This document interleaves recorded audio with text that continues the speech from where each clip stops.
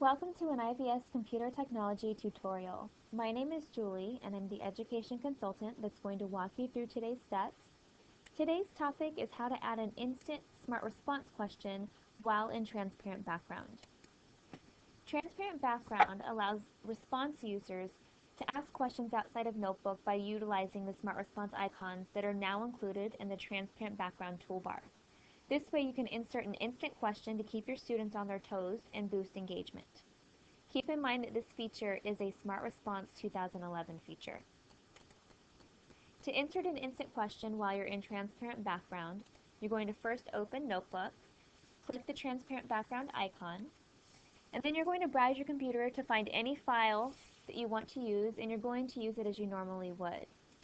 When you want to ask your students a question, you're going to click the Insert Question icon and select the type of instant question you'd like to use. The question will start immediately. Ask the question out loud or write it with digital ink, and prompt your students to answer with their clickers. While they do this, you can monitor their progress with the Smart Response icon. Press the Stop Assessment icon once time is up or all students have answered, and then you can continue on with your lesson. Let's take a look at this in real time. I'm going to add a page so that when I activate transparent background, you're not going to be able to see all of my content. It's just going to be a nice clean area. Here's the transparent background icon. I'm going to click, and as you can see, it looks as if Notebook disappears. I'm now going to access that file I plan to use for my lesson. And you can see that it's very easy to navigate your computer. I'm still technically in Notebook and I have all of my Notebook tools here, but I'm able to manipulate other files. I'm going to go to page 10, and here we have a problem that I want to share with my students. It's blown up, so I'm going to zoom out so they can see all of their answer choices.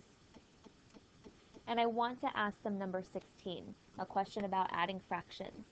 If I want to cover the other questions that they can see, I can go to my ellipsis and I can add a shape and fill the shape so that this whole area is blocked off.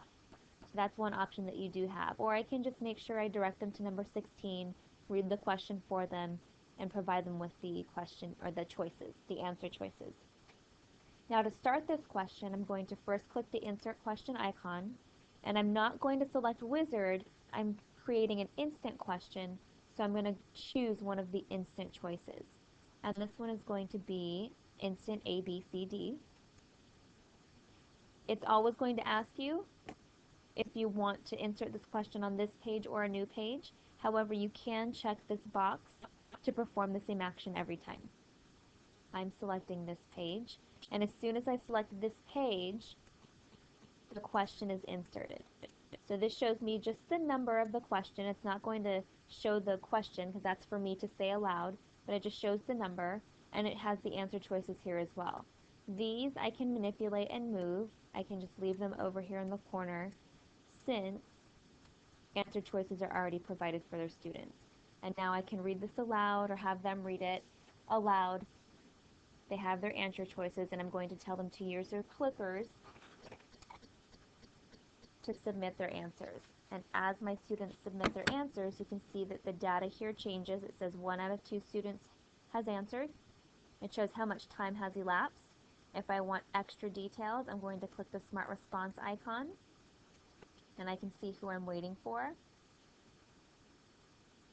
and who has finished. And I can also see the distribution of answers. Once all students have finished, as shown here, or time's up, I'm going to press Stop, and then my final results are revealed. At this point, I'm going to continue however I'd like. I can move this over, add a page, and then move on to number 17. Or I can leave transparent background and leave Notebook altogether to work on something else. Thank you for joining us for another tutorial. We hope you enjoy the new Smart Response features.